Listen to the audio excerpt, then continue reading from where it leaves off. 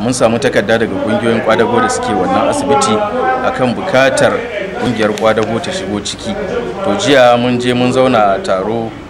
na gaggawa da shugabanci na wannan asibiti da shugabannin kungiyar kwadago, wanda muka yi kamar misalin awa 6 ana wannan taro, amma a ƙarshe mun cimma yarjejeniya. Akwai matsaloli waɗanda suka danganci harka ta ci gaban ma'aikata da sauran ƙananan matsaloli don mun samu matsaya a kansu, amma babban mafi ma'ala shi ne magana ta albashi, domin mun ɗauki albashi a matsayin abu mai muhimmancin gaske. Wannan ita ta sa muka ga cewa lalle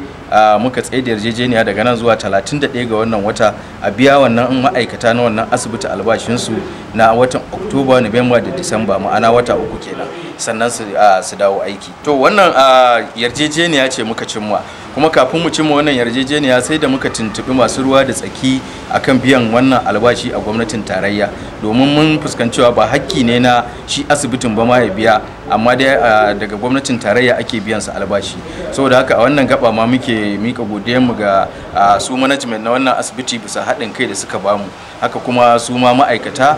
bisa haƙurin da suka yi har kimanin wata 3 suna zuwa aiki ba tare da an biya su albashi ba. To gwamnatin jihar Kano hakika ta taka rawar gani a cikin wannan al'amari, kuma sa samu wakilcin mai ba gwamna shawara akan harkokin kwadago kamar Isa Yunusa Dan Guguwa, wanda shi ma isar da sakon gwamnatin jihar Kano